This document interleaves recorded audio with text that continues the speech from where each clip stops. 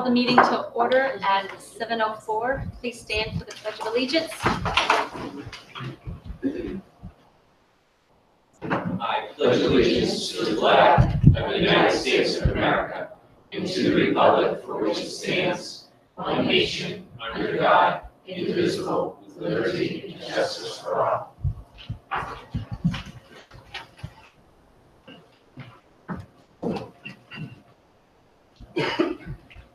May I have a motion to approve the agenda for tonight? Motion to approve the agenda? Second. All in favor? Aye. May I have a motion to approve the open session minute? Yes, the open session minutes from the last meeting. Motion to approve the open session minutes from October 16th. Second. All in favor? Aye. Are there any community comments tonight? Welcome, everybody. Nice crowd. Okay, on to administrative comments. Okay. The first item on the agenda, less at the kindergarten level, I respectfully request that we just table that to our next meeting. We had some developments come up unexpectedly today, so I'll speak to that at our next meeting. The second item is per our school committee policy 8 IHBG. In your packet, you should have a copy of the home instruction report, which is a compilation of information about students from both of our communities that are receiving home instruction for the 17-18 school year and who do have formally approved home instruction program plans.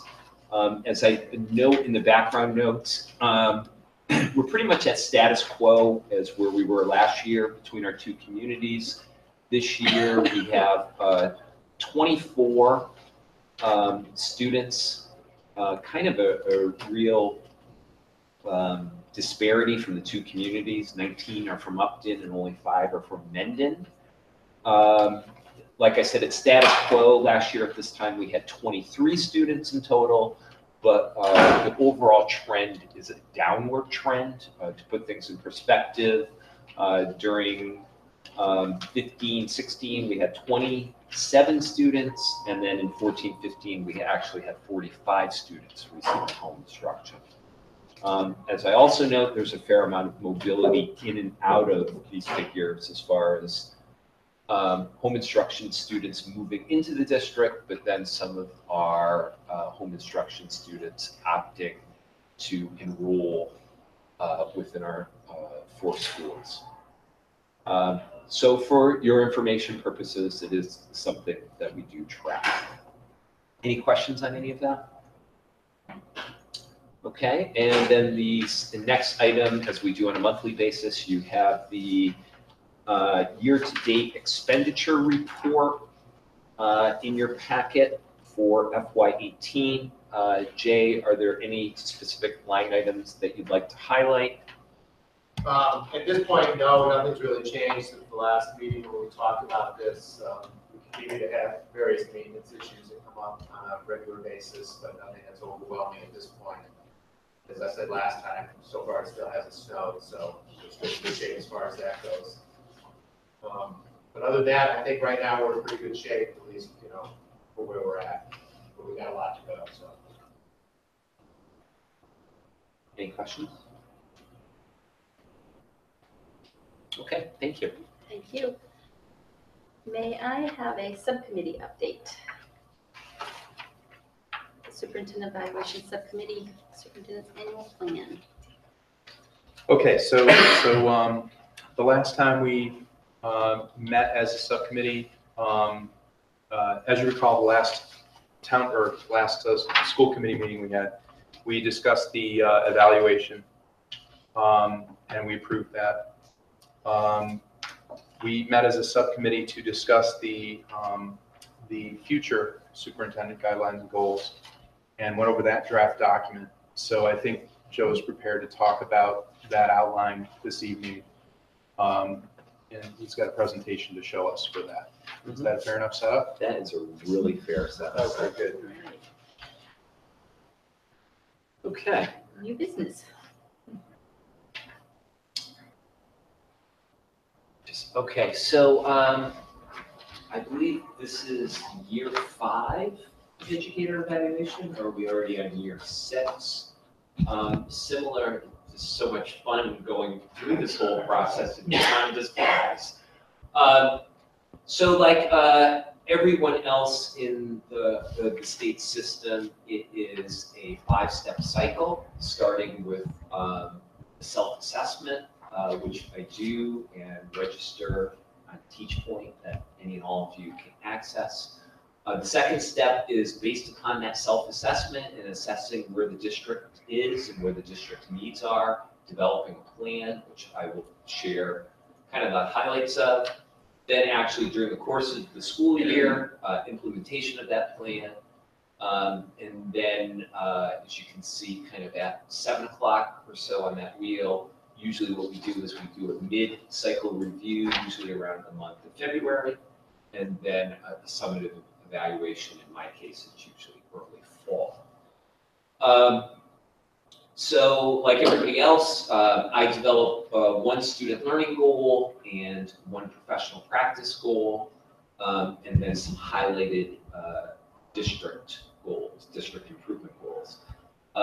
The 3 highlighted district goals, which I'll get to in a couple slides, are basically goals that have already been approved in our district action plans, which I shared with you back in September.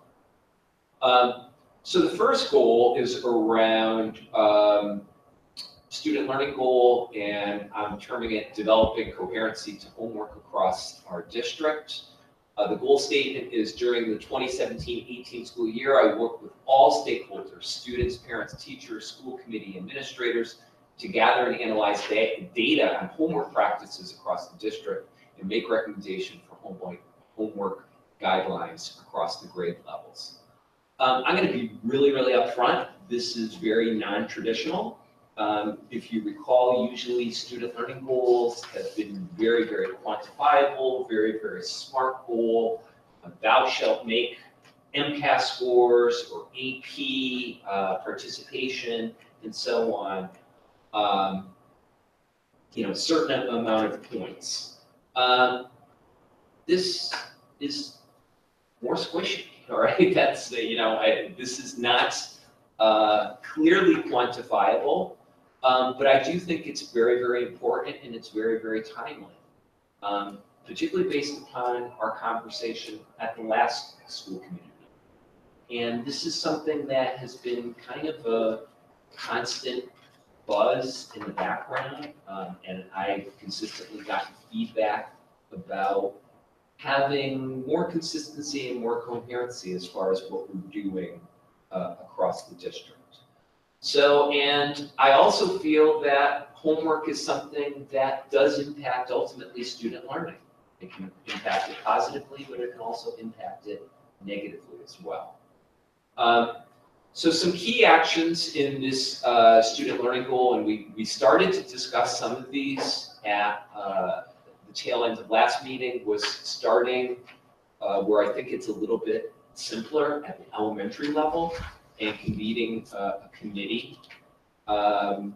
First at the elementary level, coming to consensus on data to be collected, and some of that can be very qualitative, looking at things like administering surveys to students, administering surveys to parents to get some perceptions. But some of it can be very quantitative, looking at things like IXL and Alexia, how much of that is actually being used, how many minutes, how many hours per grade level, per week, and so on. I think there's plenty of good works that are out there. One that's relatively recent is a work called Rethinking Homework, Best Practices that Support Diverse Needs. That really takes a middle of the ground approach and gets hopefully the reader to rethink some notions around homework. Then kind of shooting for a target date of March 15th of next year, coming up with a consensus of guidelines at the elementary level for homework practices. And then as you can see by the last couple bullet points, it's then envisioning the same exact type of process to happen at the secondary level, predominantly during second semester.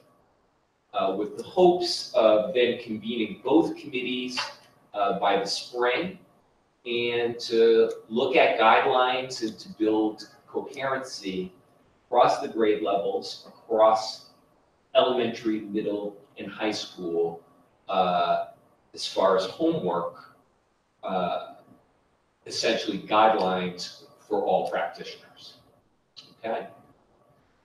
So now I just want to make a comment that I agree with you that the guidelines that we're setting up here are kind of squishy, if you will. They're not set in stone that there will be achieved, benchmarks by this date or whatever. But the timetable that you have here and the meeting set is, I think, exactly what we were trying to get at, which was trying to come up with a consensus around what homework means in the school district, and then coming up with an agreement between the parents and the teachers on what that's going to be and what its usefulness is for that class or that subject. Yeah, exactly. And I think it's an issue of consistency.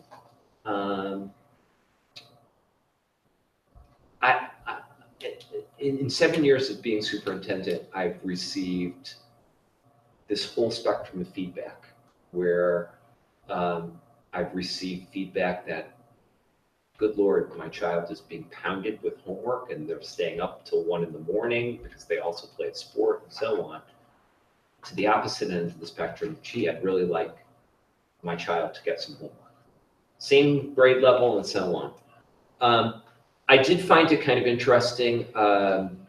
Within the last 2 years, MASC has taken out template policies at the school committee level because they feel very strongly that if you are going to go down the road of crafting policy, it should be done at the school level, involving a formal body like a school council. It shouldn't be a district-wide umbrella policy. I intentionally use the term guideline and not policy. I do feel teachers need to have a strong voice in this. I do think that there are different factors. If I am Ron Cochran here at the high school and I'm teaching Calculus BC, and it's something that's super, super rigorous, I think he needs to have the latitude to do what he needs to do to ensure that his kids can be successful on something like an endpoint exam. So I never believe in having this, lockstep, never saying, everybody has to fall in line with this very, very stringent policy. But if we can have a district-wide conversation with all of our stakeholders, again, to have a greater degree of consistency and a greater degree of coherency, as a child progresses through the grade levels, that's really the end goal. So that communication and that ability to allow the community to feel like they're participating with that guideline setting, that's exactly what I thought the intent should be. So that's my 2 cents. Joe, didn't we have some questions in the K-12 Insight survey too around homework? And there were some discrepancies Big time. throughout that. So I think that this is definitely timely because we're going to address some of those. Sure, and issues then, that came up in that survey. I'm talking about consistency and coherency, but then I think there's also larger philosophical issues about the purpose of homework, how purposeful is the homework that's being given to students. Is it too much? Is it meaningful, or is it merely busy work, and so on? I think you would see a whole host of diverse opinions on a lot of those questions. I agree. I think at the end of the day, I think something we can all agree on is that homework should be purposeful. is that it should actually increase student achievement and not work against it. But I think it is soft, and I think it's, every kid is different. Mhm. Every child has different thresholds. I think our teachers know best, or I would hope that they would know best when it's advancing learning versus being detrimental to learning or being detrimental to a child's emotional health. Mhm. So I think it is a tough goal to quantify, but I think it's timely and I think it's necessary. So you start with purposeful, and then you start with consistency among teams and the communication among teams to know how much these kids are being charged with on a nightly basis. Knowing that every kid is different. You're going to have your overachiever that's going to be up till 11 o'clock at night. And then you're going to have your kid that's going to go, well, whatever. I actually found it interesting because I went to, in the MASS conference, I visited a panel session where a district at the elementary level eliminated homework altogether.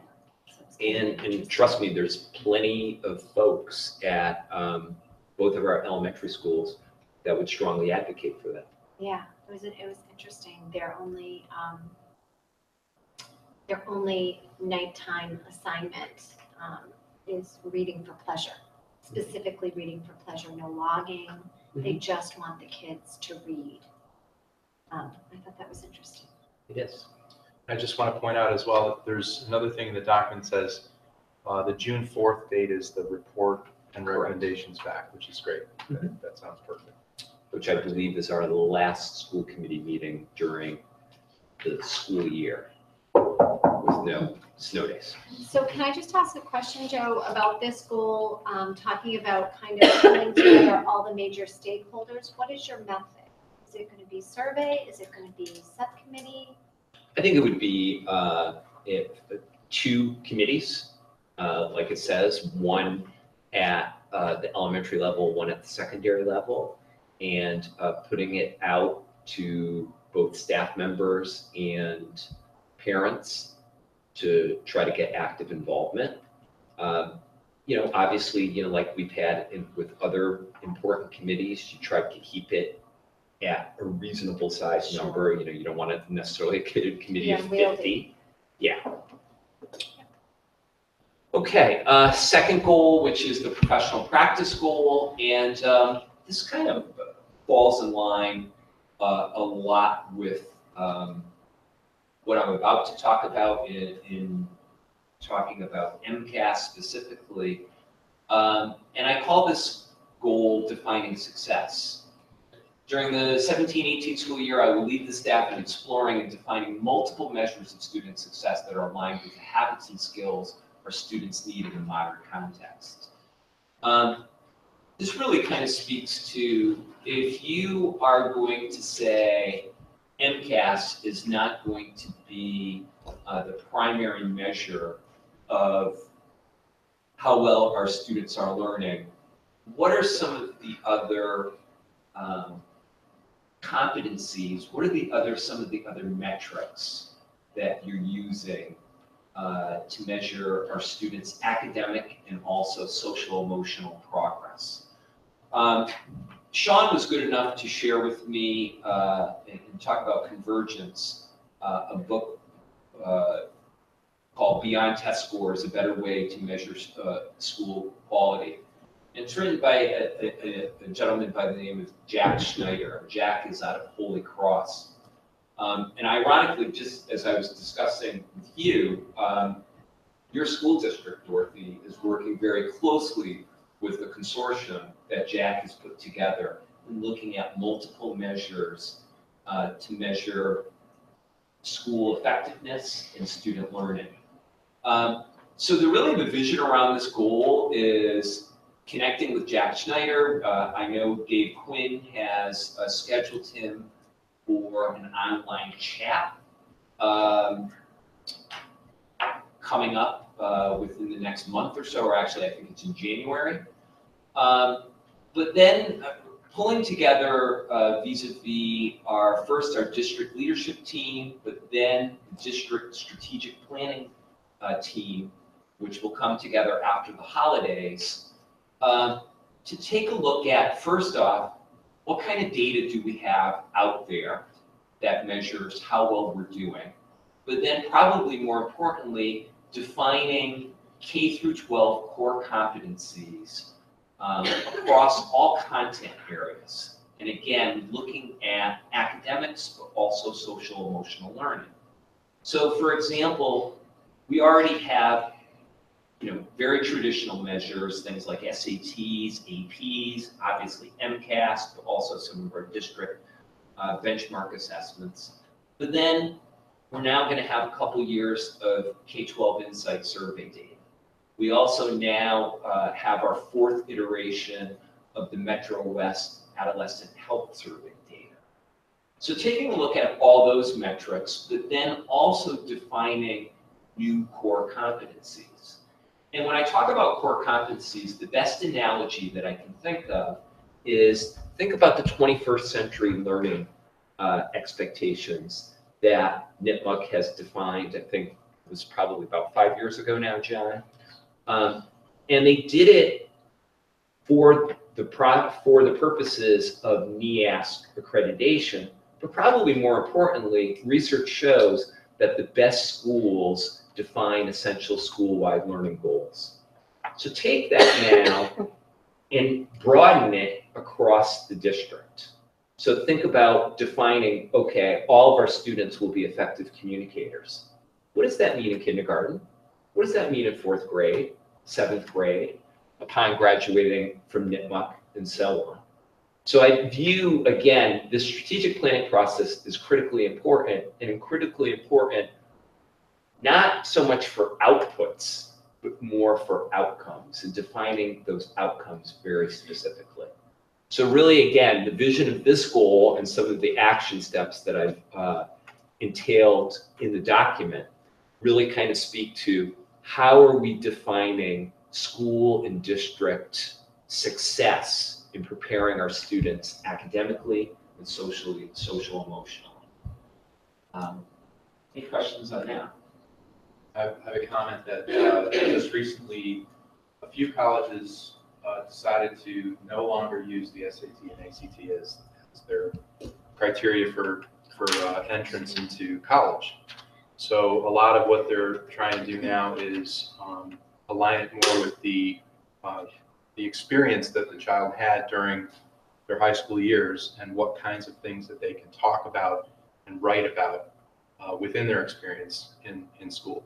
So I think this is right on the mark for where we need to be headed. I think colleges are going in this direction as well. Not all of it is defined, of course, but I think this is the direction we're headed in. So I agree with this. Thank you. So as far as the 3 highlighted district improvement goals, there are the 3 of the 4 that I showed you back in September. The first one, increasing opportunities for modern learning. By July 2018, stakeholders in our district will engage in community-wide exploration of beliefs and practices that empower students with the opportunities for modern learning. A lot of that encompasses the work that we've done internally as far as professional development with regard to bringing folks in like Will Richardson and Bill Daggett. What we'll be doing 2 weeks from this evening with regard to the screening of Most Likely to Succeed, and one of the co-authors of the work, Ted Dintersmith, to come in. The second one is promoting success through social emotional learning. A lot of the ongoing work that we've done around SEL and developing and implementing supports for our students are entailed in that goal. And then third, which I consider to be kind of a perpetual goal, would be improving communication, collaboration, and outreach, specific steps to enhance two-way communication, really to keep our parents in the loop, but also, and to engage our parents as partners, but also to celebrate student learning and support our educators within the district. As we typically do the timeline, and we've been pretty good as far as adhering. Usually if there's a bottleneck, a lot of times it's around the summative evaluation. But we're shooting for the mid-cycle goals review to be at the school committee meeting of February 26th of next year. And then the final summative evaluation to be September 25th, which is that second September meeting. As I typically do, as far as some of the backup and evidence, I will upload to my online portfolio by September.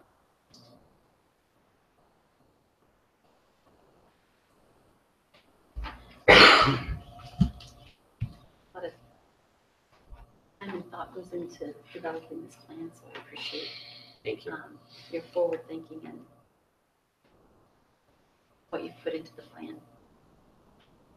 And now we can move on to new business. We need to vote. Oh, sorry. Yeah. Thanks. You just vote to accept it, yeah. May I have a motion to accept the superintendent's plan? Motion to approve the superintendent's annual plan for 2017-18. Second. All in favor? Aye. Passes. Thanks for that. And now we can move on to new business. Okay. As we do every year, we'll be sharing the MCAT results. I believe at the last school committee meeting, I gave some background with regard to how the test had changed and some of the things specifically cut scores that had been implemented. So I'd like to just very quickly review some of that, review how our students did, and then talk about some of the takeaways and some of the next steps. So as I said, last meeting, this is a transition year, and the state has transitioned to a new test, which they're referring to as the next generation MCAS. Right now, it's in grades 3 through 8. It will not transition to grade 10 until the spring of 19. Realize this test is very much modeled after the PART test. It is purported to measure a student's readiness for the next grade level, and then in the case of the high school test, readiness for higher education.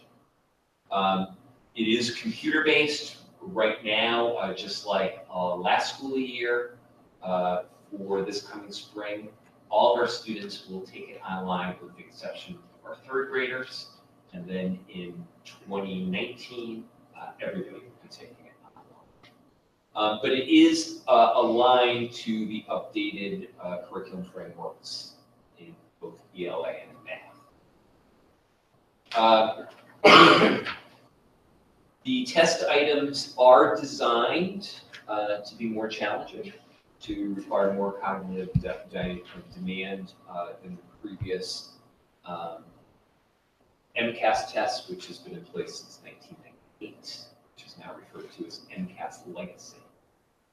As I said last meeting, I do think it's pretty unfortunate that in designing this test, they have also gone with 4 levels of performance, 2 of which would be meeting a standard, and 2 of which would be below.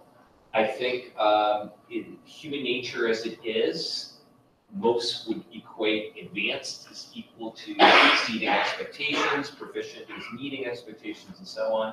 However, the state is very explicit in saying that they are not equal. I kind of gave you my feelings on that issue during the last meeting. The thing that I feel pretty passionately about is the fact that the state really did what I would refer to as selective indexing.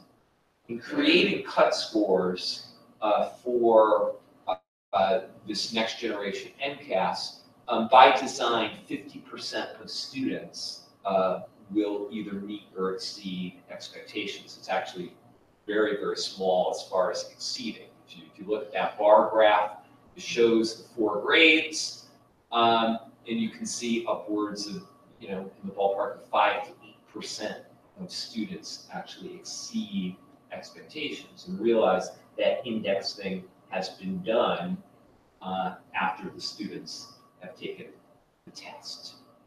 So you'll see as I share the 2017 results, the baseline for the state is right in the ballpark of 50%. As a matter of fact, in most cases, it's sub 50%. It's in the high 40s. So looking at our results, if you look at the ELA results, basically the way that they've reported it out is what percentage of students have met or exceeded the expectations. So you can see in that second column for each of our grades, the percentage of Mendon-Upton students that have met or exceeded versus the state average. I think the general spread is, depending on grade level, is anywhere between about 9 to 20% difference between how our students do versus the state average. They are continuing with the process of having SGP, or student growth percentiles. Keep in mind, anything in the range of about a 40 to 60 percentile would be considered typical growth for a cohort of students. Anything below 40 would be considered low growth. Anything above 60 would be considered to be high growth. So those are our English language arts results. And then our math results, you can see, again, that same similar type spread of anywhere between about 9 to 20% higher than the state average. And again, you see the student growth percentiles as well. Keep in mind, I typically show multiple year progression, and I will be in a couple minutes for the science tests and for the high school tests, because they haven't changed. But again, for 2017 with the new test, it is a baseline year. So comparing previous MCAS in grades 3 through 8 to 2017 is a bit like apples and oranges. And in the letter that I sent home to parents, I was pretty explicit in detailing. So if you look at science and technology,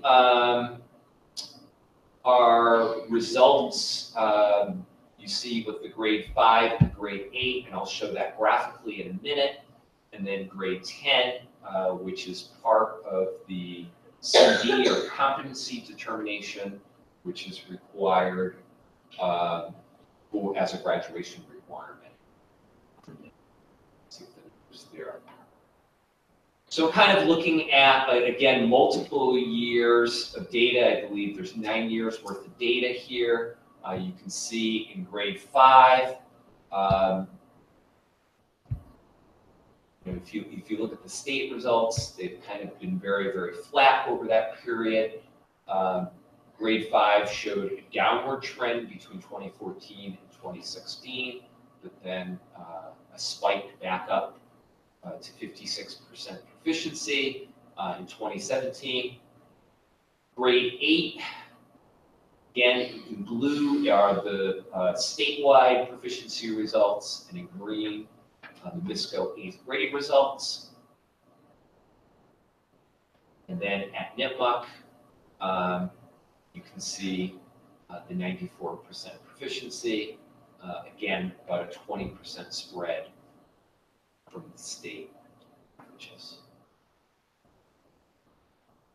So, and also looking at grade 10 results, again, this is MCAS Legacy. This is not the next generation test. You see exactly where our 10th graders fell as far as their proficiency. It's kind of been very status quo as far as our proficiency rates. They're very high, both in ELA and in math. can see that graphically again over the 9-year span. 98%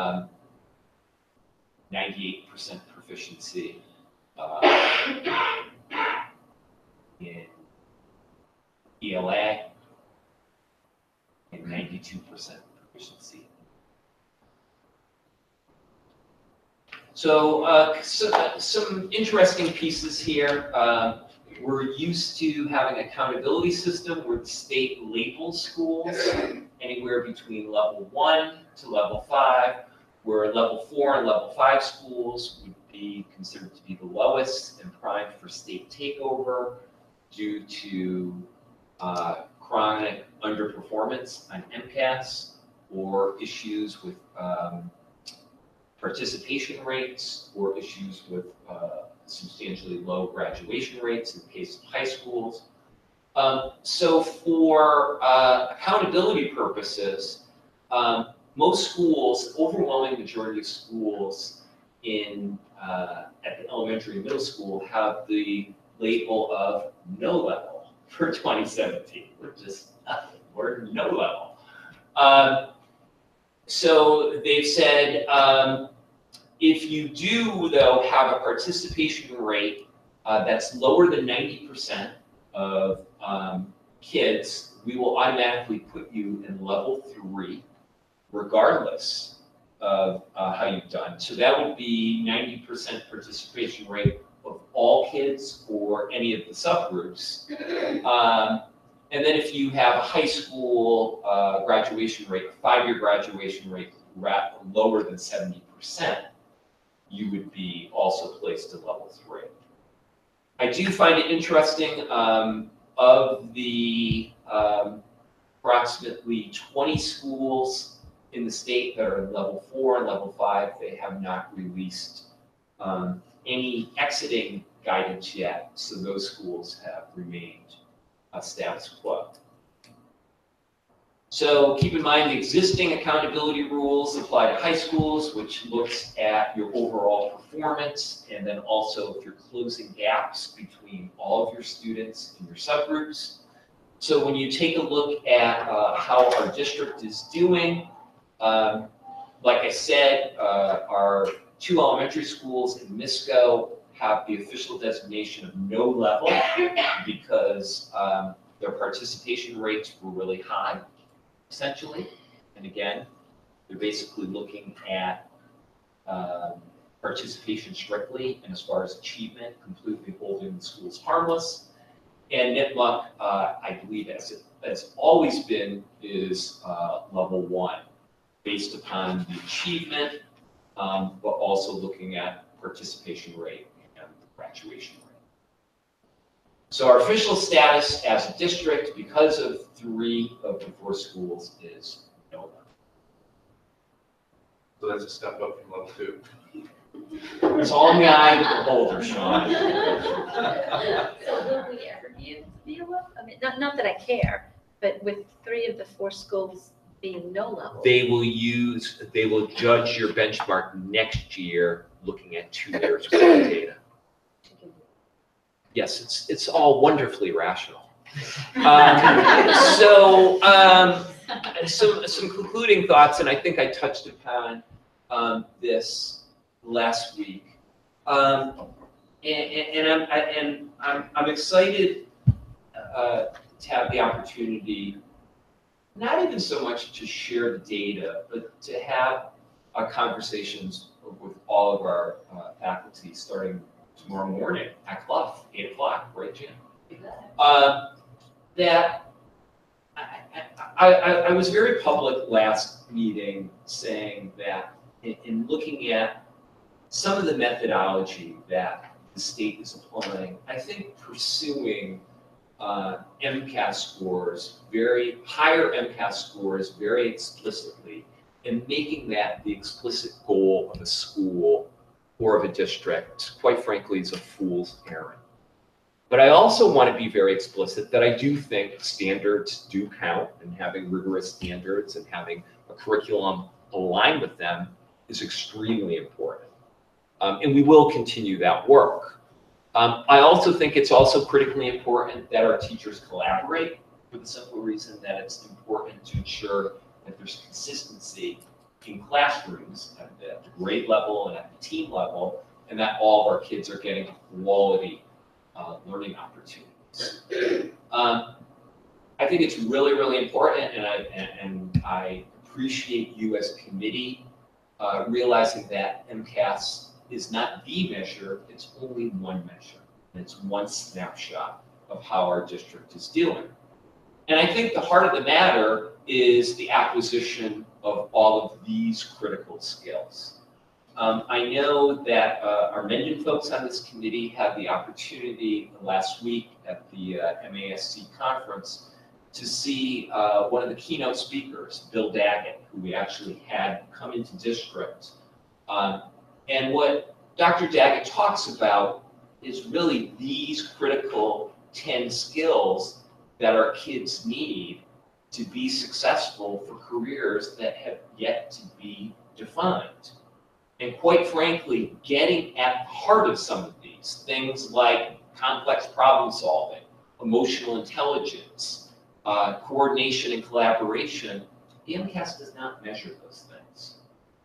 Our teachers working together to create deep and powerful learning opportunities for our kids across all grade levels, things vis-a-vis project-based learning gets at the heart of these. The MCAS does not. Then I also think equally important is the work that we've been doing over the last 2 to 3 years around social-emotional learning. And again, to go back to Dr. Daggett, he always says, climate trumps strategy. I think at the heart of successful schools, and therefore successful students, is having a very healthy school climate.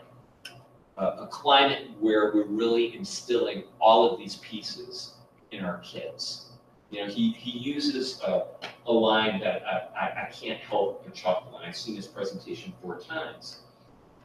And he said, you know, I've had the opportunity to be a manager, and sometimes as a manager, you have to let people go. And if you think about it, how many people have ever lost their job because of a poor standardized test score? How many people have ever lost their job because they had bad transcripts? How many people have lost their job because they had an issue with one of these characteristics? And again, really simple, but if you think about the things that we truly want for our kids, again, I think our district-wide focus on SEL makes a great deal of sense. So again, I think it's not, but part of my message to our faculties is this is not about test prep. Again, standards count, but it's about creating deep and powerful learning. How do we do that? We do that through creating meaningful, hands-on, project-based learning opportunities for all our kids.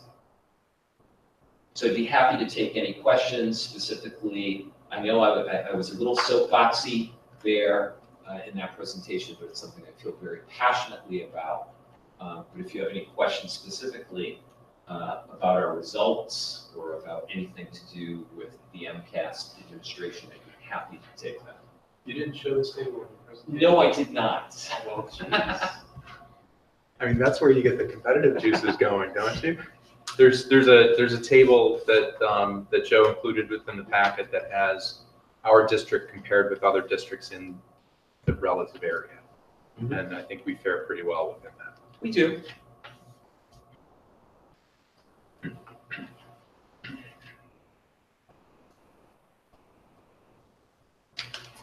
So I actually have a question. So I understand that as you look at the next stages, and you look at where it goes and what you're actually focused on, what's important and not important to your last point. So when we look at the evolution of the MCAS and where it's going, our results today and where they are, I guess my question is, how meaningful are they in translation into the future?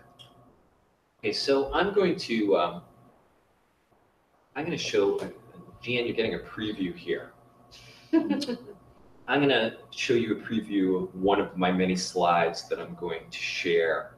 I believe I shared this slide with you at the last meeting. This shows our proficiency rates for every single grade level.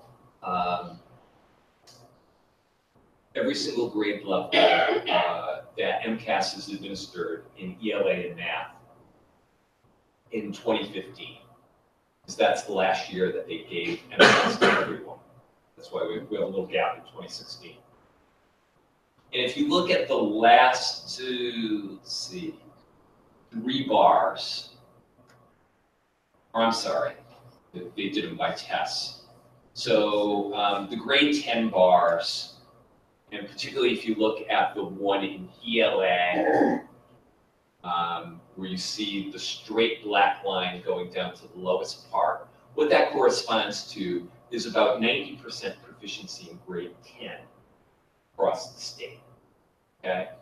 And I believe I told this story that before they released the MCAS results, they did a webinar for all the superintendents across the state.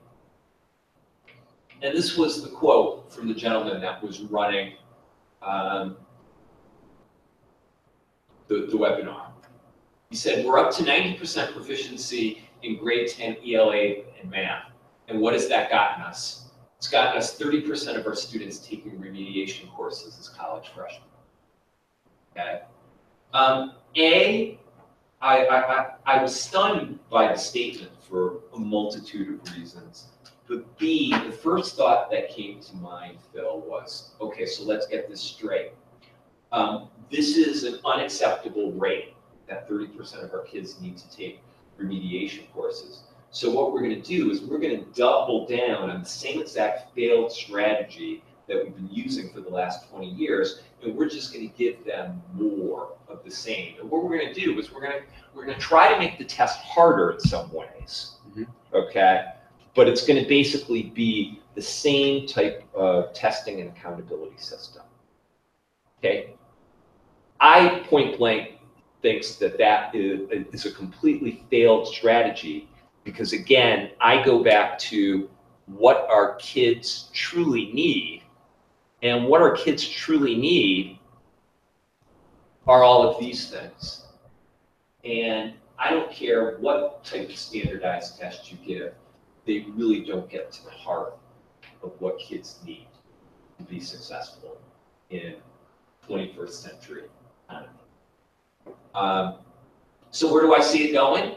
I see this as very much a political movement, or a movement with political motives. That I think this is a flashback to the future, to 1998, which was the first year that MCAS came out, and they made it a graduation requirement starting with the class of '03.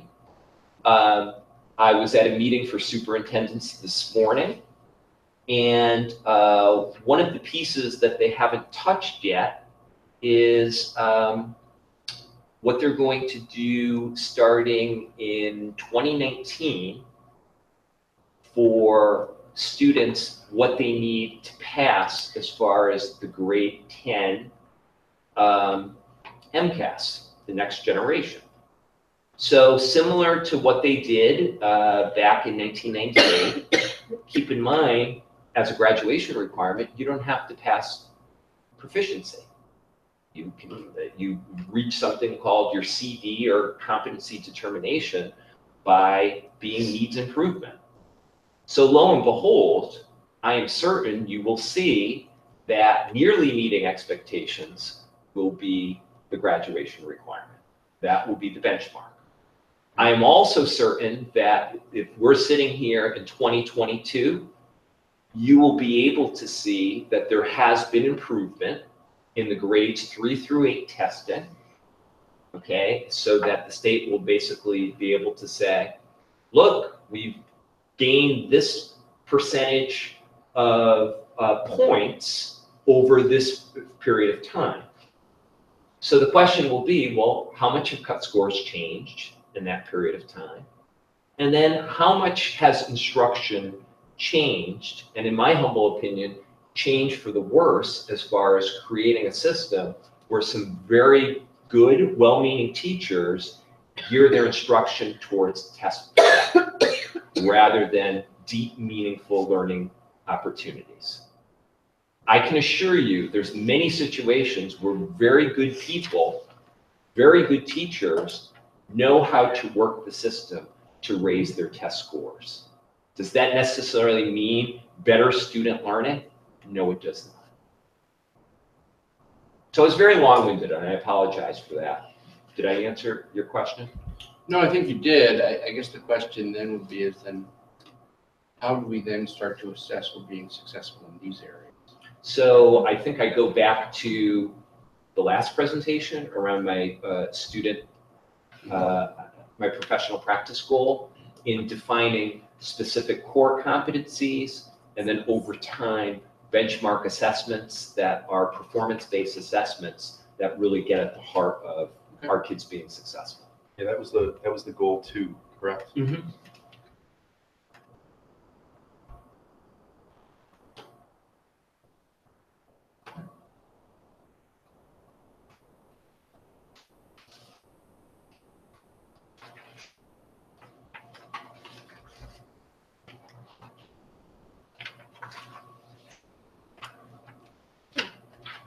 Thank you for that. Moving on to the approval of MISCO and mid-month school improvement plans. Okay, first up, we've got Jen Mannion to talk about what is in place for this year at MISCO. You should be able to. It's under PDC, Jen.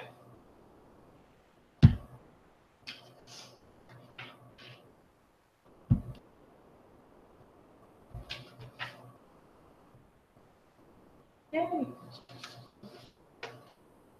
That's a big first step. It pops up. So I'm super excited to be here talking about MISCO. Give me some really notes. Next year I won't. This year I'm still nervous in front of all of new. I don't want to forget anything. But it's really been a joy to put this plan together, working with our school advisory council. We are a great team of people who have some great ideas and some great thinking to doing this important work.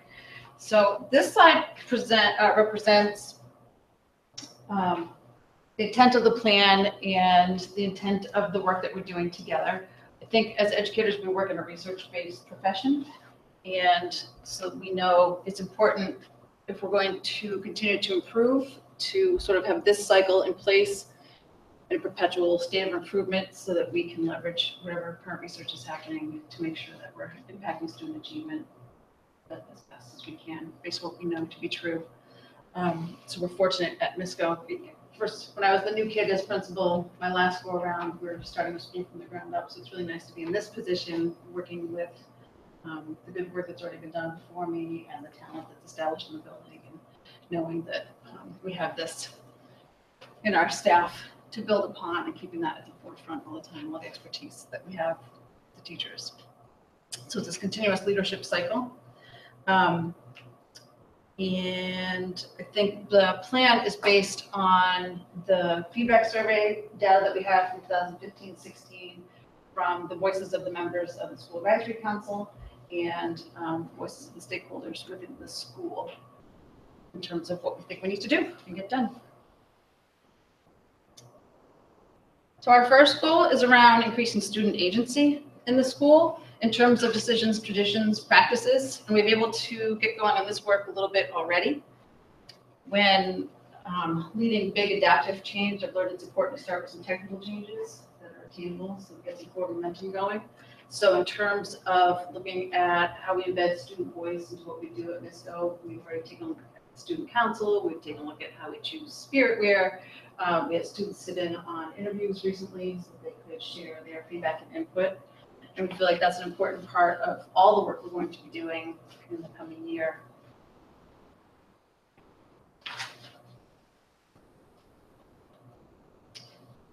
We think about what agency means and where we want it to permeate, and the answer is we want it to permeate everywhere. So we're trying to include student voice as much as possible, and always stepping out of every conversation we have to think, how do we bring students in? We channel through the lens of the child.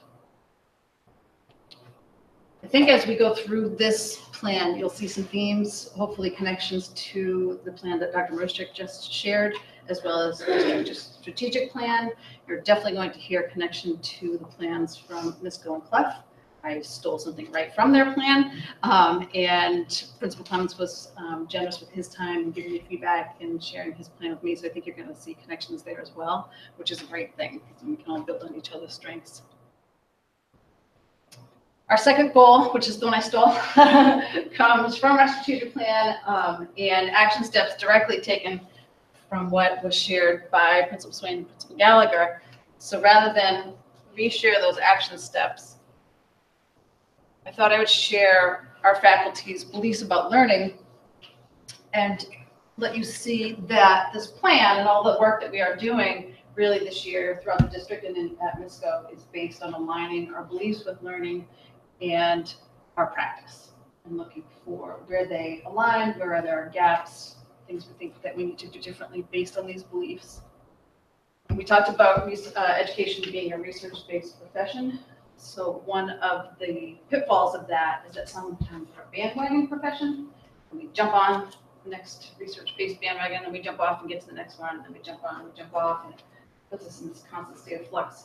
So what I love about where MURC is right now is that when you think of that pendulum shift, I think when we level out to what we know is best, it's going to end up that we're basing what we do on what we believe about learning. And that hasn't really changed. The way we go at it has changed based on research, but I think the fact that this is becoming at the core and heart of all that we do. So I feel like every day I say in the building at some point, well, how does that align with our beliefs about learning? And if that's true, then what do we think? What's our next step? So, you know, a really nice platform to do the work.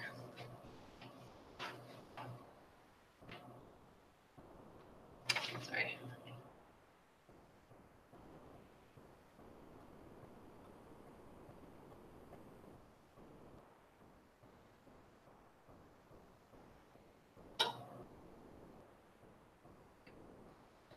Goal 3 is somewhat of a keep, drop, create protocol around our intervention strategies and how we support the learning needs of all the students in the building. You can see behind us, this is an actual RTI meeting. I'm learning how to airplay from my phone in that picture from somebody in the meeting. But behind us on the whiteboard is the mission, vision, value process that we've gone through with the team. With every new group, we try to start with that process. Take some time to go through authentically, but really sets a nice foundation for the work, gets us on the same page and why we're there, what we're doing, and what our hope for end outcomes are. So we've been looking at response to intervention through that lens and what it means to help all learners succeed. I think we have 2 beliefs. I think at Misco we believe everyone can learn, and I think we believe that we all own learning, all the learners, adults and students. So thinking about what that looks like and how we make sure that that's what's occurring in the building, that everyone is learning. So our goal is about utilizing all the supports in the schools that we have, so every brain's available to access the learning, and then looking at what happens when a student or an adult is not accessing the learning and figuring out diagnostically, is it how we are teaching, is it challenging learning differently, or is it that the child isn't learning yet? And I learned through some mindset work about the power of the word yet and how when we say child can't, we add the word yet to the end of that statement, it changes our whole perspective and mindset and really allows us to dig in and figure out what needs to be happening so that we all get the learning access.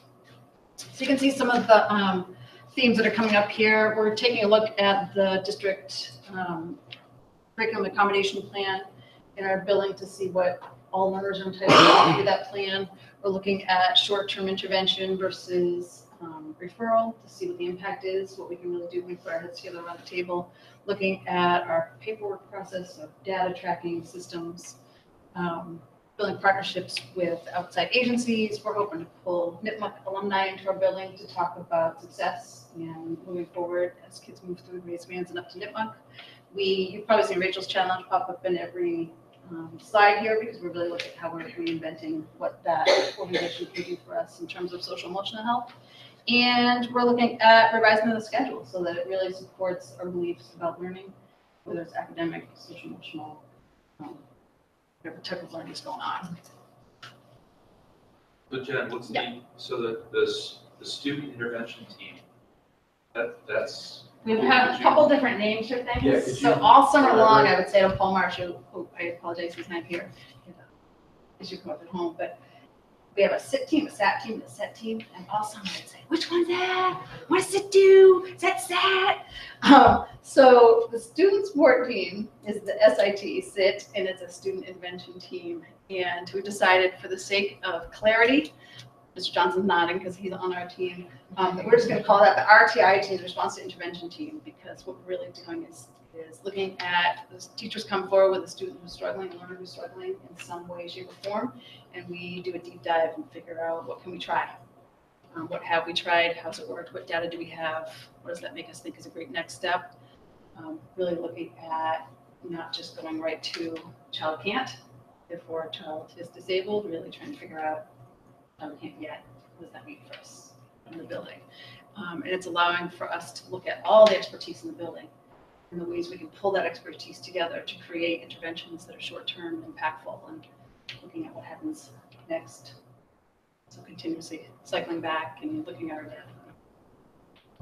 You have in here as well, you have a research the impact of heterogeneous versus and homogeneous grouping on achievement. Is that what kind of grouping are you talking about there? I remember my dad heard those terms come out of my mouth, and he's like, what are you talking about at one point? So we are looking at the way we place kids and the way we level kids, and really what's best for all learners, what kind of scenarios and environments are really conducive to learning. So we want to track data on long-term, what happens when our learners leave us and go to NUPA, based on how we've placed them and the opportunities and experiences that we've afforded them at NISCO. We want to look at research, what the research says about what's impactful to learning and what isn't, and making sure that we are doing things that are truly effective versus efficient. So we're trying to create these environments that are most conducive So is to it what learners need. boys and girls, or is it? It's typically ability level Okay. grouping is what we're All right. talking about there. Okay, yep. So we have some of that going on at NISCO, and we're hoping to take a look and see is that a practice we want to continue, or is there a better way? Knowing, if you look at Bill Daggett's top 10 list, is the placement, I think, impacts those top 10 in addition to just academic performance. We really want to educate the whole child. And you had another thing in here that's really kind of cool, which is providing teachers with the opportunity to visit other school communities. Mhm. Is that in district or other That's districts? district-wide, that practice will be, yep, and I'm really excited about that. I've had some experience with that in other districts, and I think my favorite outcome of that situation is when, as educators, when we go into other classrooms and other buildings to observe, it tends to make us very reflective on ourselves, rather than creating a judgment or critique of what we see going on. We really bring it back and think, well, okay, what does that mean for us based on our practice? What do we think we need to shift? What do we need to do more of? What does it turn out we're really good at? So I think that's great practice to take the inside out and bring the outside in as much as possible. Jen, can I ask a quick question? Yeah. So under goal 3, it's about revising the master schedule to increase opportunities to develop physical and social emotional wellness. Can you give me some examples of what kind of change what it would look like in Yeah. terms of the change to the schedule, but also what the opportunities are? Yep, we'd like to take a look at some basics like phys ed and health and see if we get exposure for more students to those things more of the time. Looking at project block and how that's used and can it be used differently. Looking at our mentoring program that's already in place and finding a place for it so that it's not pulling students from other places that are equally valuable for them to be. Just really looking at, I feel like it's an opportunity, anytime we build together, we collaborate, so we tend to look from the ground up and see how we do things. Is this the best way to continue doing them? I'm an idealist, so I say start from the ideal, why not, and go from there. So what's our ideal situation for kids and what does that look like?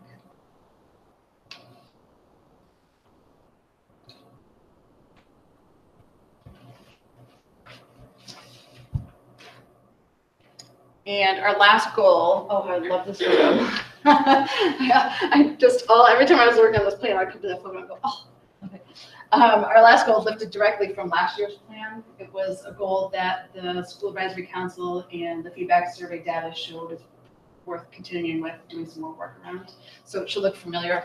And we'll be pretty specific in our action steps for this one.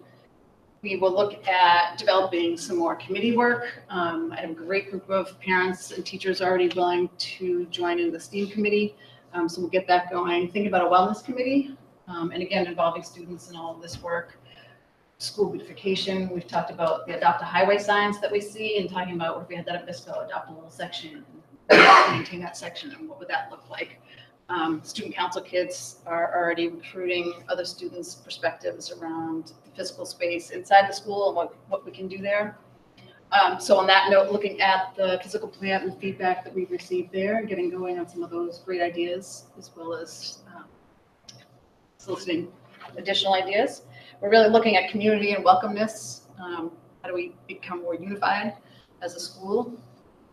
And the language for action step 3 is lifted right from the teacher evaluation rubric in terms of proactive, consistent communication. What does that look like?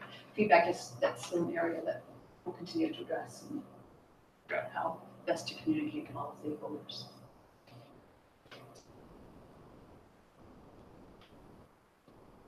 So if it wasn't late, I'd show you a piece of a movie. I would take a look at this because this is a movie short. It's won a lot of awards. I had not heard of it at all. But if you're looking for a visual illustration of growth mindset and modern learning and Bill Daggett's top 10, you'll find most of those things illustrated by this movie short. So I'm sharing this with staff in case they want to work on mindset and modern learning with students in terms of growth mindset. And then I also loved this visual. We talk a lot about the J curve at MISCO and what it means to be in the J curve of learning. So when you start something new, you're excited and enthusiastic, and then you dip down into the learning, it gets hard. And if you don't know about the J curve, a lot of people tend to bail at that point or label themselves somehow. And if you know about the J curve, you know that you stick with it, you start to actually grow brain, and you end up on a trajectory of learning. And this teacher created a slightly different visual. But the idea is that if you're learning, if you're going straight from here to here, you're probably not learning. You probably need to go down into the pit where you start with, I don't understand, it's hard, I want to quit. And then you overcome, you persevere, I'll try again. Maybe my resources can help. I think I'm getting it. I was right not to give up. I think that's the experience we want our learners at MISCO, adults and children, to experience. And that's the focus plan.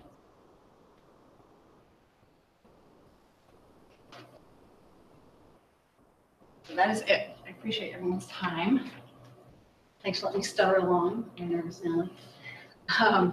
And I always want to thank David Shalala because the pictures of MISCO that he took and the work that Mr. Byers made possible. I think the building's looking pretty great from the outside. So. What is the name of that short? It's called SOAR. SOAR. SOAR. Minutes and some seconds. Yeah. Any other questions? I would say thank you, because that was very thoughtful. And you can tell the whole plan is very thoughtful, and there's a lot that has come out of the school advisory committee to put that all together. Obviously, your staff has, a big part of this as well, and you have brought it all into this nice cohesive goal planning, and it's great. Thank you. And then I would also, this is really cool because I think it does align with some of the things that we've been talking about. And I like the idea of having the intervention teams and the process that you're setting up there. Mm-hmm. That's very, very cool. And then, as far as being able to share practices, best practices across the district, I think is awesome. So it's great when there's a through line and we're all focused on the same directions. Yep. Mm-hmm. I agree. So I have an outstanding school advisory committee. They're such a great team to work with. So I just want to thank Rena Manso as our co-chair. She's a teacher at MISCO. Julie Anelli is our community member. Carrie Lawrence, Kathleen Nicholson, our parents. Paul Marshall is our assistant principal, and teachers Wendy Morrison and Paul Schwab. So they are the heart of the work. Thank them all publicly. Thank you. Thank you. Thank you. You got it. sold out of it for John. We don't have any cool videos. Help you on that. I'm going to use my podium. I have the home court advantage. I brought a podium. Good to see you all. Thank you very much for the chance to share our improvement plan. A couple of thoughts as we get started. I think the first thing I want to mention is in looking at presenting this plan, I look back at where we've been over the course of the past few years. And this plan feels like a breath of fresh air. I'm excited about the work we've done in years past, but it has been very much focused on achievement. And I think you see the fruits of that in the work that teachers and kids are doing. It's in a strong spot right now, and that's an exciting place to be as a school. In addition to that, we also had accreditation coming. And so a lot of our goals from last year, I looked, were lined up directly to accreditation guidelines. About a month ago, I submitted our 2-year report for NEASC, and we had 22 recommendations. 18 of them have been checked off, most of them in multiple ways and all of them in meaningful ways, which is pretty exciting. So I feel like I'm coming in tonight really with a license to move to what we want our schools to look like. So that's thought one. Thought two is just what Jen was talking about a moment ago, this through line. I had a chance to meet with Jen. I've seen the goals that Deb and Chan put together, and there is this amazing consistency as Joe speaks tonight and shares his goals. I feel like in a lot of ways, they are absolutely Nipmuc's goals. And I'm fired up about them because they are getting to me at what the heart of learning in schools should be all about. I've been asking this question to parents and teachers and kids, and I make everybody uncomfortable, so I'm going to do it to you too. But think for a moment, if you would, back to your own high school years or your own years in school, and think about the moment of learning that was the most powerful for you. Something that was transformative. Something like Sean was talking about a moment ago, that when you go and you talk to an adult, someone on a college campus, someone in a job interview, your kids, your family, your friends, you can point to that moment as a life-changing moment of education. I don't have a lot of those. I had great teachers who cared about me, supported me, were all in for me, but I took a lot of tests. I learned a lot of material that I forgot in short order after the test was over. And what I'm beginning to see now is more and more teachers and kids working together to pursue this idea of modern learning, which I define through 3 main points. The idea of agency, so kids going after their passions, being leaders of their own learning. That's a huge part of it. The idea of deep inquiry, so kids asking questions and connecting with their curiosity and their creativity. And the last piece of it is doing real work for real audiences, so work that matters. There's a stat out there that every week high school students do 1.9 billion worth of hours of work that gets thrown away in a trash can at the end of the week. You know, we have this great capacity in our schools where kids could be doing work that matters, and when they do work that matters and they get asked the question of choose the most important learning moment in your life, they remember. And they remember it years afterwards because they can be life-changing. So, I mean, I think at the heart of our goal, which is pursuing the culture of modern learning, goal 1, the second part is the academic, social, emotional supports to help kids be successful. And the third part of that is enriching communication and telling a new story about school. At the heart of each of those is this idea of modern learning. We could go through the action steps. You have kind of the black and white boring Google Doc, but I also emailed you out a digital timeline, which I think is a really cool way to look at our school improvement plan goals. So I've put all the action steps together. Actually, I just sort of took a sampling of them and put them into this digital timeline. You can check it out if you want. I won't be upset if you want to browse or open your lids up and check it as I'm talking. But Marianne and I are here just to highlight a few of the things that we're most excited about. We've never had a more ambitious plan. We've never had more action steps. And I've never been more excited for the work because I'm already beginning to see the impact. So that said, Mrs. Moran, why don't you take it away and talk about the first action step? Great, and I would just encourage you when you do go to the timeline, it has a lot of clickable links that bring you into some of the actual work that we're completing, and it's obviously a work in progress. So as we make our way through the year, we're going to continue to add to this and add the resources and some of the work that we're doing. So the first thing to highlight was our first faculty meeting of the year where we kicked it off. So the last, I want to say 4 or 5 years, we've provided sample professional practice and student learning goals to our teachers as something that they could adopt as optional if they wanted to take it on. So this year, thinking about modern learning and the 3 structures, John just talked about student agency, deep inquiry, and authentic work for authentic audiences. We pulled together, there was probably at least 30 action steps on there of innovative things that teachers can try that focus on those. To pull some of those modern learning practices into their work. The other one we proposed that was new this year was about It actually wasn't, it was built upon, was about professional growth in learning. So we talk a lot about as moving from a culture of teaching to a culture of learning and thinking of educators as learners too. So we're kind of all in this together. So really opportunities for educators to become learners and to engage in that process with them. So we've had nearly 100% of our teachers adopt either one or both of these goals. So just speaks to the fact that, you know, they're on this journey with us, which is really exciting. Yeah, and they're leading it because they're the ones, that's where the rubber hits the road. The practices they're trying in the classroom, some are going to work, some are going to not work, but they're learning, they're trying new things, they're sharing it with their colleagues. It's pretty exciting. A big part of this year, and we'll move quickly so we can get through this, a big part of this year is engaging all members of our school community. And so one of the ways I'm looking to do that is by connecting with parents through the blog.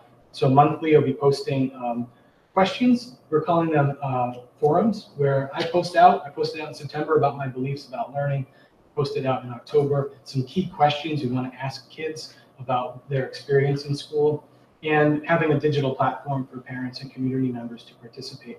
Put this out in what I call the Join the Journey forum to our parents, a group of about 20 parents who've signed on to be monthly participants in this. It's one more way to collect information from them about the work we're doing, how to evolve. I think we realize if we want to reimagine, redesign, and reinvent the way things look, we want to keep the awesomeness that's already in place, but we also want to hear from everybody in the community about what they want the school to look like. And that's not something that can be driven by Mary Ann or me. It needs to be driven by the teachers and the kids in the community. One of the ways we're doing that, as you've seen, we can sometimes be intense as a leadership team. And so we're trying to open up more opportunities for teachers to be the leaders of this work and for kids to be the leaders of this work. And something we're really excited about this year is we've done away with traditional department chair meetings. They were valuable and meaningful. They're about 2 or 3 hours every month. We get together and plan a lot of our work. But we said, why do we have this hierarchical structure with just a small group of people making decisions that impact everybody? And so we've done away with that structure, and we've created lead learner meetings. They're organized like workshops and take place monthly. They're open to every teacher and every kid in the building. And so in the month of September, we opened it up with a lead learner meeting that was talking about authentic learning and connecting the school to the real world.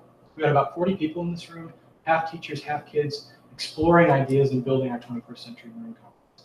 Last week, we were in here talking about curiosity and creativity, doing a makerspace activity with an awesome ice cream sundae makerspace challenge, by the way, with kids and with teachers together. Really powerful idea, as Mary Ann said, of shedding that idea of a culture of teaching in favor of a culture of learning.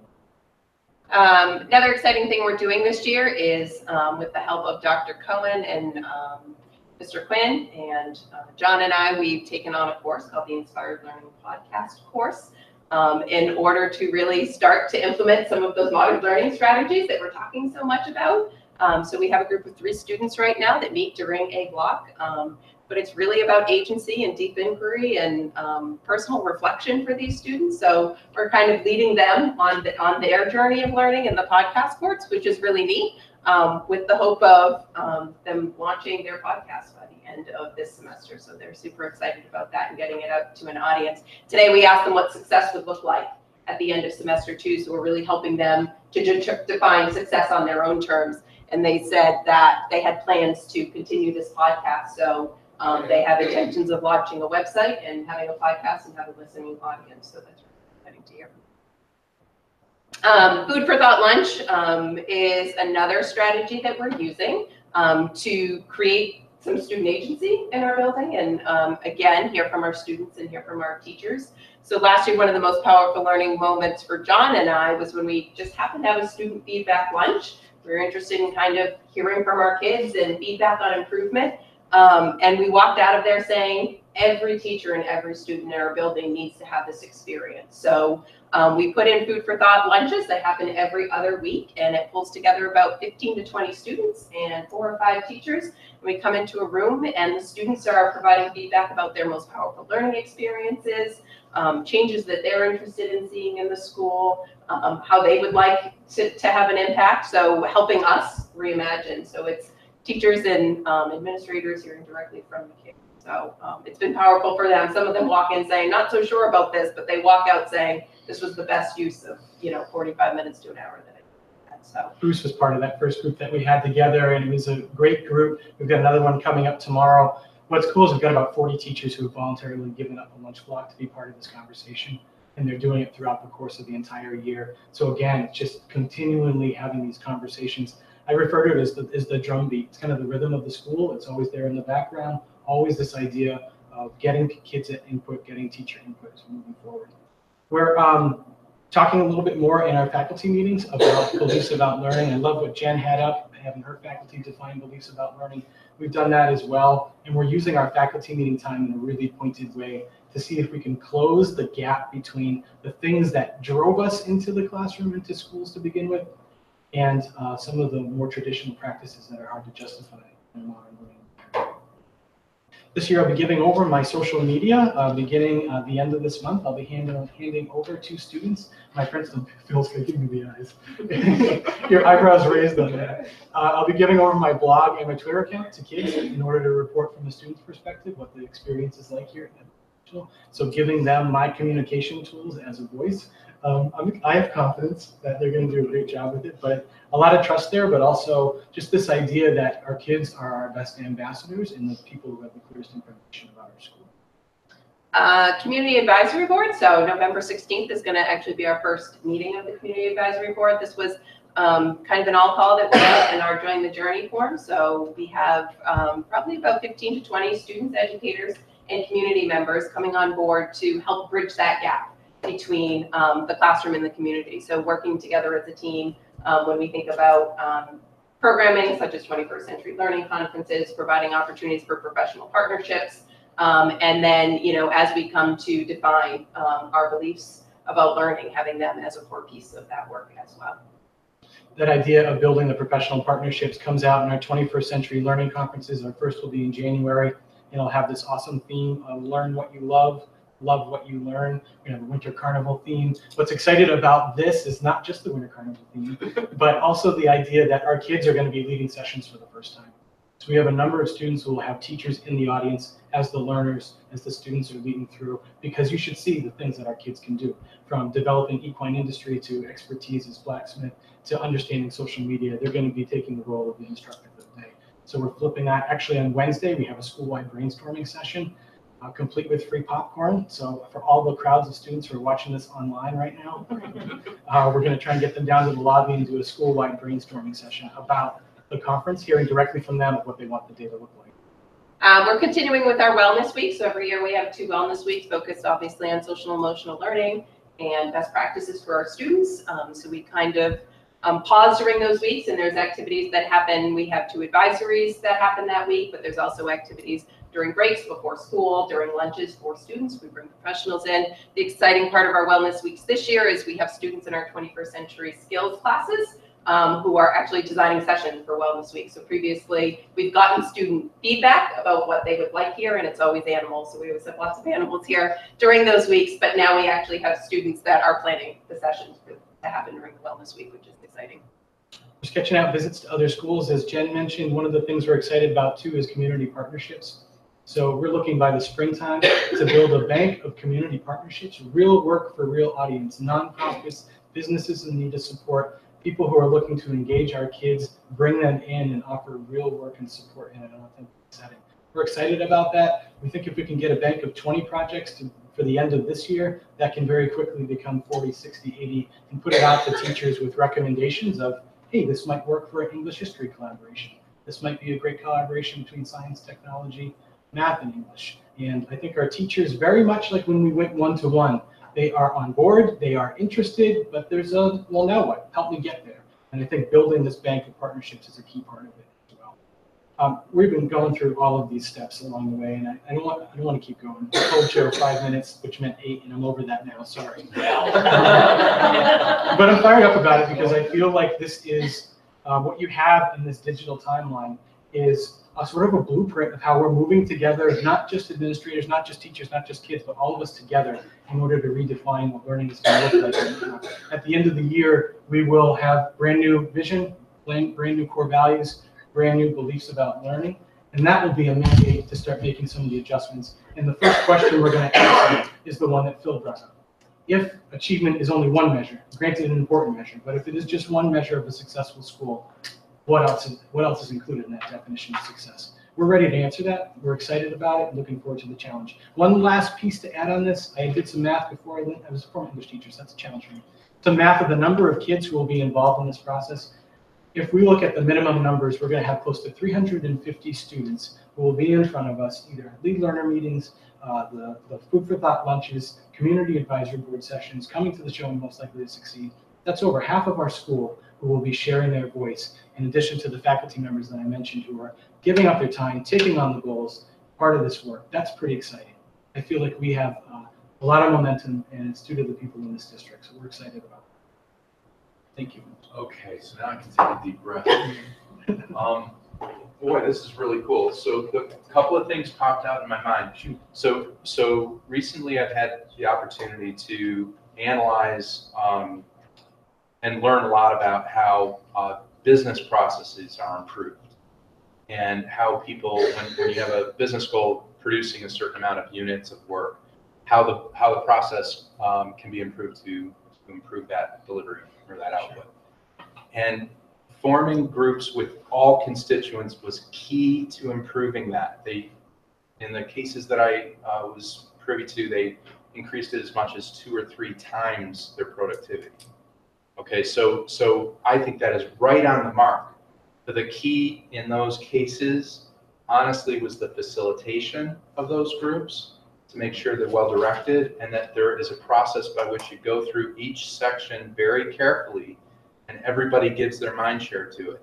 And then that offers amazing productivity enhancements. So I think you're right on the mark there. It's really cool. And then the second thing was the last thing you brought up is the community partnership bank. Where are you looking for those? And how can we accelerate it? So our community advisory board meeting on November 16th is going to really generate a lot of those ideas, I think.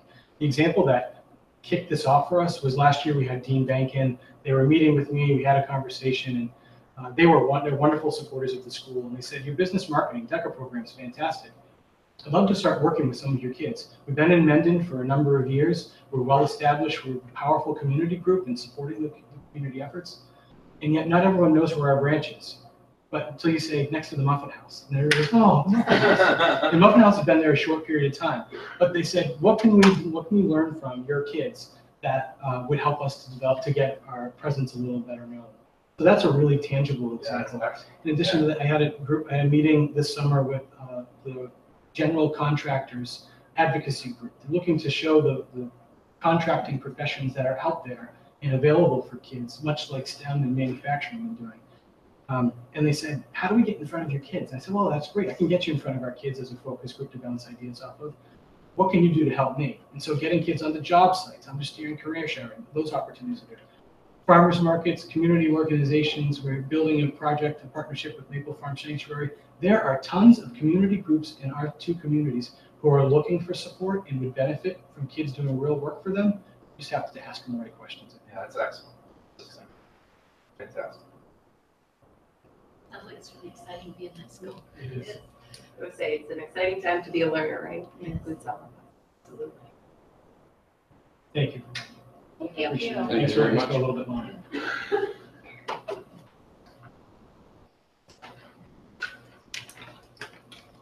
So at this point, are we going to vote on both? Yes, you can Plans. handle them together. Okay. May I have a motion to approve the Misco Hill and Nipmuc School Committee school improvement plans? Make a motion to approve both the Misco Hill and the Nipmuc High School school improvement plans. Second.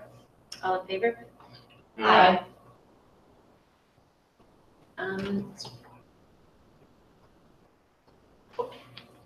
Several of you were able to attend the joint conference.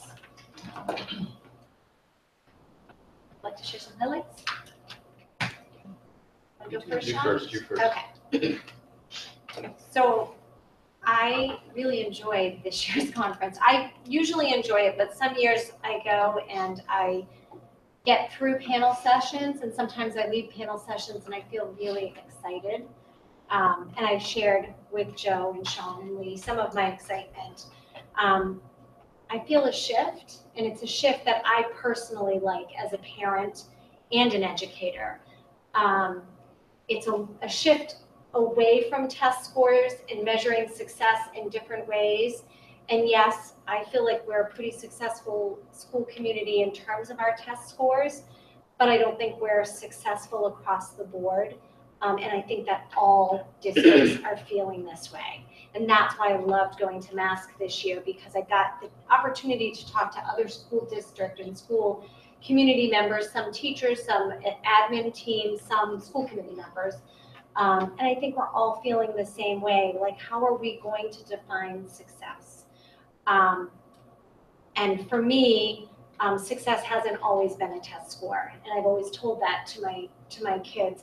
Success for me is a kid who looks forward to going to school every single day. And I think that's about the engagement piece that we just heard about today.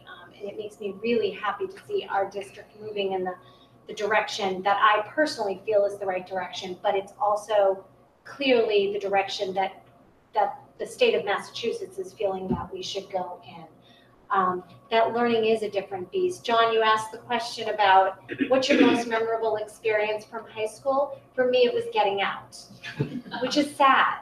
It's very sad. There wasn't, and it's not that I didn't have a fine high school experience, but by the time I was done with high school, I was done with testing.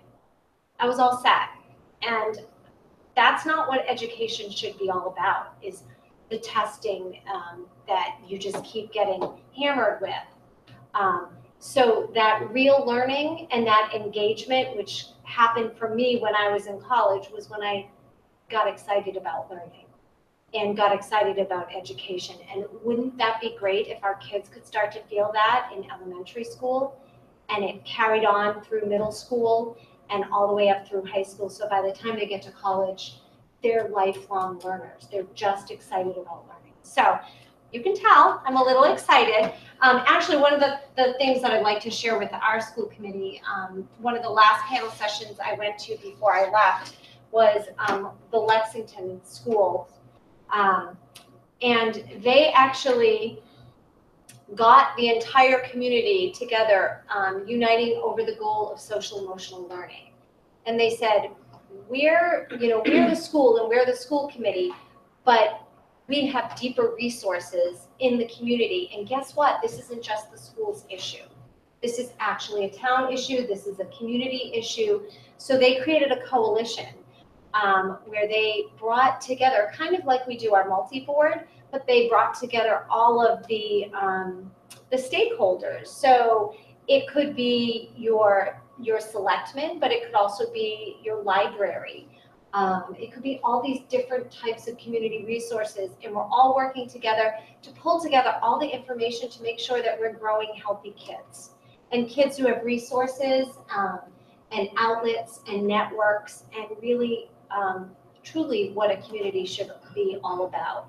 So I'm really excited about that, and I'll share this with all of you at the end of the meeting. But this is talks a little bit about their mission statement and their work, and on one side, and then on the flip side, it's a little bit about how they're providing contacts and resources. It was really designed for new members to the community because they had such an influx of people coming into Lexington, and people didn't know where to turn. But it turned into more of this comprehensive, how do we support the emotional learning of not even just our students, but all of our community members, which I thought was really cool and interesting. So I'm sorry I've taken up so much time on it, Sean, but I'm very excited about what I want to ask. Did you want to go?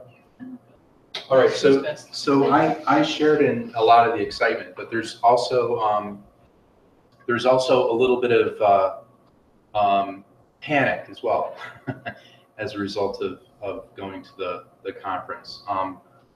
So for so long in my head, and I'm sure in the heads of most of the community and the public, the equation is always you go to school, you work hard, you work at the classes that you're assigned to, you do your homework, you take your tests, do well enough to do well on the SAT or the ACT, you fill out your applications for college, you get into college based on those grades, you graduate from college, you get into a good job, and you've got your life rolling. And that equation nowadays is breaking down. It's not the same as it was when I was in school. And some of that is very apparent when you start looking at the graduation rates of kids out of college. It's shocking how low those graduation rates really are. And I'm sure we're not looking at that as a community, as the public, as parents. We're not looking at how successful our education system is for getting kids into the workforce and having a successful life. So the things that we've discussed here today in the school plans and Dr. Maruschek's overall goals, and for anyone who's listening, I just think the community is being very well served by the plans that your administrators are coming up with. This is the same theme that was reflected within the MAST conference, that we've got an urgent need for change, and this school in this district is making that change. It's going to be very difficult, especially since we can't align with the requirements for all of the colleges. And we might not meet expectations within the next 5 or even 10 years on how we align our exit goals out of high school with the entry goals into the next phase into college or into career. But we are going to get there. And it's going to change extremely rapidly in the society. And I think this district is taking positive steps to get that done, make that equation happen successfully for our kids.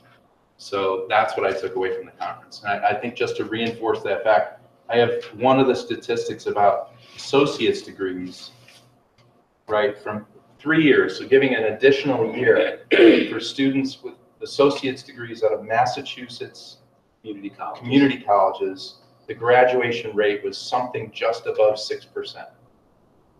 Now that is proof that the equation is broken. Okay, so when we start thinking about and when we start talking in the community about the MCAT scores and what we can do to make the learning experience better, we're not talking about funny esoteric terms or kind of a weird liberalizing of the goals of education. That's not it. We're talking about practical goals to make our kids successful in work and having successful lives. So I just want to make that clear. Everything that you're seeing today is targeted at that. This is going to be fun to talk. Just as a community college professor in the audience here, I do want to point out that not everyone who attends community college plans to graduate with an associate's degree, and you have to look carefully at those statistics when people start flinging out graduation rates and things. But we could be better. Definitely a good takeaway. I was only able to attend one day of the conference, and I do the really intriguing kinds of seminars such as legislative updates and the state of the economy, things like that. So some of the takeaways that I had, the state of the economy seminar and the legislative update, which was led by Senator Spilka, Senator Jalen, and Representative Peisch, both mentioned the upcoming Fair Share Amendment that will be presented on the ballot coming up probably a year from now. And this would provide a dedicated revenue stream by imposing a surcharge or a surtax on portions of personal income over $1 million. So it's a 4% cert, and they're predicting that the revenue gained from that would be over $1 billion, and it would be earmarked specifically for education and for infrastructure improvement. So both groups were kind of encouraging us to do our homework and to consider supporting that amendment that will be upcoming. It's a ballot initiative. Additionally, in the legislative update, they also talked about their work on reforming the law around English language instruction for English language learners, which may not seem to be a pressing concern for us in this district, but it does remove some of the restrictions on bilingual education. Most of us involved in education know that we're going to be seeing a more diverse, in terms of language, in terms of culture, in terms of religion and ethnicity, population in our schools as the years go by. So allowing educators and districts a little more flexibility in the way we educate English language learners is definitely a worthwhile goal. So I'm encouraged by that as well. And then finally, our MASC Division 4 meeting basically went as it typically does. There will be some spring forum being held on, let's see, cybersecurity and IT web issues in school districts and things. So check your email for that. And additionally, they anticipate having a legislative breakfast probably in March as they typically do. So keep your eyes peeled to your email for those kinds of invitations coming after. Thank you. Like it was a really good conference this year. But It's a good conference every year. It really is. Well, I think the focus continues to be on SEL, clearly.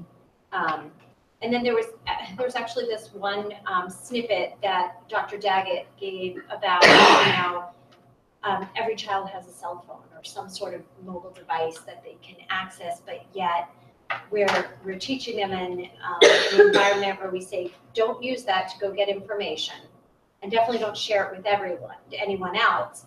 But in the workforce, we're asking our workers to go find the information they need to do the job and then share it and collaborate. So these two essential things, finding information and sharing it, which we have ready access to or our kids have ready access to, we're not necessarily allowing them to do that in school districts, not necessarily our school district, but other school districts. Yeah, the test, and we were talking about. Yeah, his like joke if you were in a Yeah, test and exactly. you got caught looking at your cell phone because you were looking to retrieve the information, that would be cheating. And then, to make matters worse, if you share that with another student, that would be like even worse, like we're gonna expel this kid. But you go out into the workforce, and those are the two skills we're asking our students to do. Find the information, make sure it's credible, and share the information so that you can collaborate and make good decisions on a team. So it's just kind of funny. It really brought to light for me, like, yeah, this is the world we're sending them out into, and this is the world we're preparing them in. And they're two different worlds in certain Well, the heart of the circumstances. matter is we're trying to prepare our kids for a 21st century economy using an outmoded 20th century model. Right. It's outdated. Yeah. And that's why a shift is necessary and a realignment.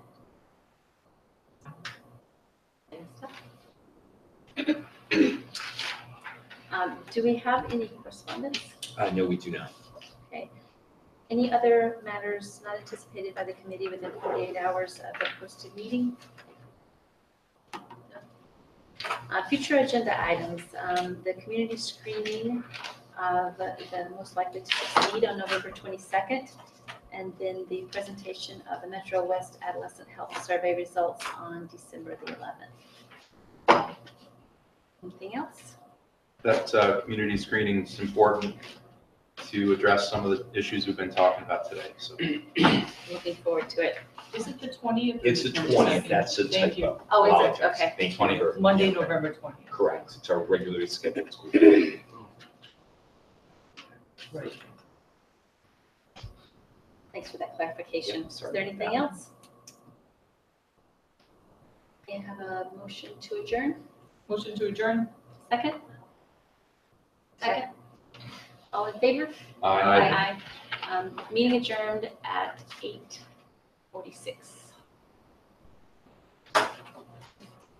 So Michelle, this with you guys, this is, so that's intended to have $100 million budget, so keep that in mind. But this is